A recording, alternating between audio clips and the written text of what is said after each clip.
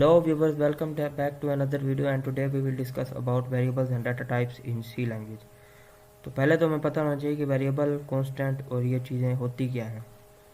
तो इसके बारे में थोड़ा थ्योरेटिकल देख लेते हैं कि वेरिएबल क्या होते हैं। कि any thing that changes its value is called variable.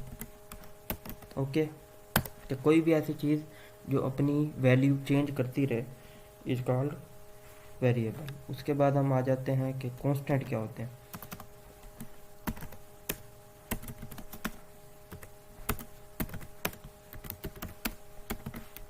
What is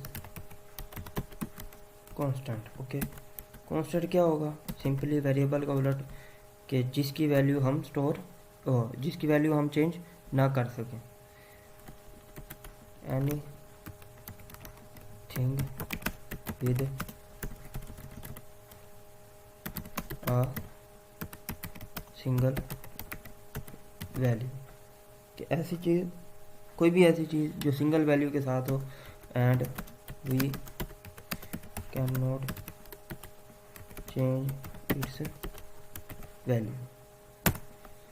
कोई भी ऐसी चीज़ जो सिंगल वैल्यू के साथ हो और हम उसकी वैल्यू चेंज ना कर सकेंगे is called constant.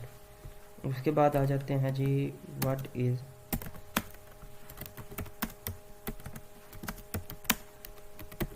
Data type. कि डाटा टाइप क्या होती है? डाटा टाइप एक ऐसी चीज़ का नाम है जो कि हमारे वेरिएबल के डाटा को बताती है कि इसके अंदर किस तरह का डाटा स्टोर होगा। जैसे कि used to describe the data stored in variable. Okay, अब क्या है कि वेरिएबल क्या होता है? Anything that changes its value is called variable. Constant क्या होता है? Anything with a single value and we can not change its value. यार स्पेलिंग मिस्टेक हो जाएगी तो कंप्रोमाइज ऑन इट। ओके, तो anything with a single value and we can not change its value is called constant. और data type क्या होती है? जो कि हमारे वेरिएबल का डाटा डिस्क्राइब करती है। अब चलते हैं हम प्रैक्टिकल की तरफ। ये हमारे पास आ गई डाटा टाइप्स विद एग्जांपल। कि इंट में क्या है? इंटीजर वैल्यू स्टोर करेगी of less range. Less range क्या मतलब कि अब डाटा टाइप्स जो होती है ना उनकी भी रेंज होती है, और इंटीजर जो है उसकी है कम रेंज। इसकी फिर इसलिए हम यूज़ करते हैं इसकी जगह डबल। डबल क्या होती है? वो होती है for values of high range. तो ये फ़र्क भी हमें पता चल गया कि इन दोनों के दरमियान फ़र्क है। क्या है डबल और इंट के दरमियान? क्या फ़र्क है कि इंट की रेंज जो है वो कम होती है और डबल की रेंज जो है वो हाई होती है। इसीलिए जब हम क्या कहते हैं चेंजिंग वैल्यू मतलब नॉन कांस्टेंट वैल्यू या वेरिएबल हम यूज़ करते हैं तो हम उसके लिए ज़्यादातर डबल यूज़ करते हैं, क्योंकि हमें नहीं पता कि आगे शायद उसकी वैल्यू हमें चेंज करनी पड़ जाए और ज़्यादा करनी पड़ जाए। तो इसलिए हम फिर उसका जो है ना इंट की जगह उधर डबल यूज़ करते हैं और कांस्टेंट वैल्यूज़ में ज़्यादातर इंट यूज़ करते हैं, कांस्टेंट भी जो स्मॉल होती हैं। ओके, उसके बाद आते हैं चार। चार किस लिए है? कि ये हमारे सिंगल अल्फ़ाबेट को स्टोर करने के लिए होता है। मल्टीपल अल्फ़ाबेट्स को नहीं, सिंगल अल्फ़ाबेट्स को। मल्टीपल अल्फ़ाबेट्स को स्टोर करने के लिए पहले हमारे पास होती थी स्ट्रिंग।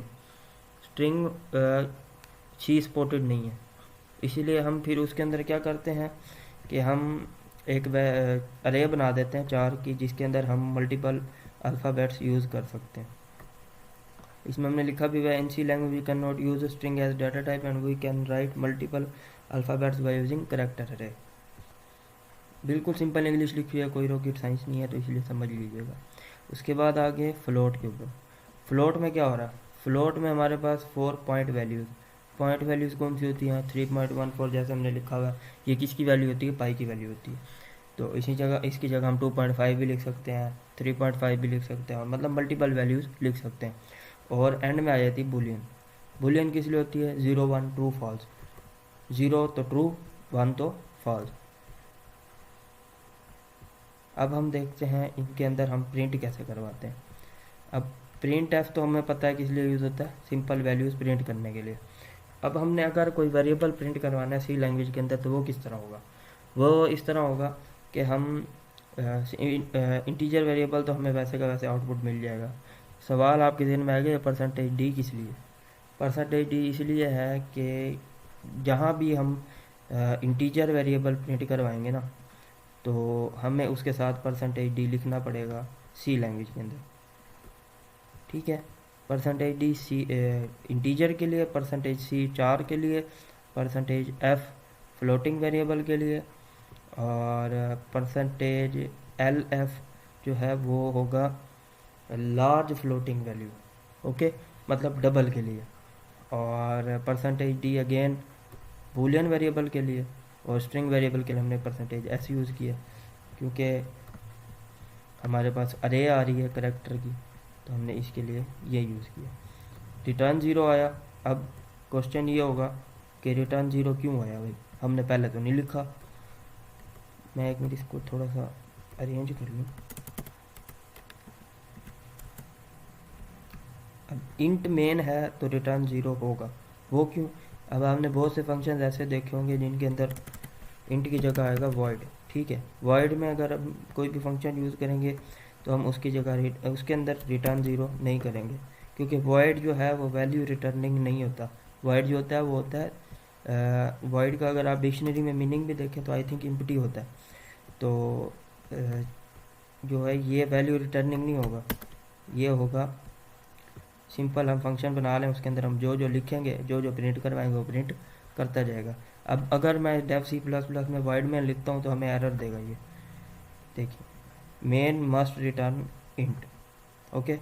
तो वो कह रहा है मेन जो होगा वो लाजमी ही इंट रिटर्न करेगा, मतलब उसकी लाजमी रिटर्निंग वैल्यू होगी। तो इसलिए हम यहाँ पे इंट लिखते हैं, ओके, वॉइड नहीं लिखते। वरना हम अब की जो एडवांस लैंग्वेजेज हैं उनमें वॉइड ही आता है, तो हम इसको कर देते हैं। अब मैं इसको रन करता हूँ तो हमारे पास ये इसकी आउटपुट आ गई। टीचर वेरिएबल हमारे इनिशियलाइजेशन हुई थी तो 10 था, करेक्टर वेरिएबल ए है, फ्लोटिंग वेरिएबल 3.14 है। अच्छा, हमने उसको वैल्यू दी थी 3.14 और यहाँ पे आ रही है 3.140000। तो ये इस वजह से आ रही है कि फ्लोटिंग के साथ हमारे पास रेंज भी आ रही है कि इसकी रेंज कितनी है। और ये आ गया डबल वेरिएबल, और ये बूलियन, और ये हमारी स्ट्रिंग वेरिएबल। उम्मीद है आज का लेक्चर आपको समझ आया होगा, और अगर आपने मेरी कोई पिछली वीडियो मिस कर दिया तो उसको लाजमी देखिएगा, उसमें आपको बहुत सी चीज़ें सीखने को मिलेंगी। तब मिलते हैं अगले लेक्चर में, तब तक के लिए अल्लाह हाफिज़, good luck, good bye, take care, अल्लाह हाफिज़ एंड सब्सक्राइब आवर चैनल।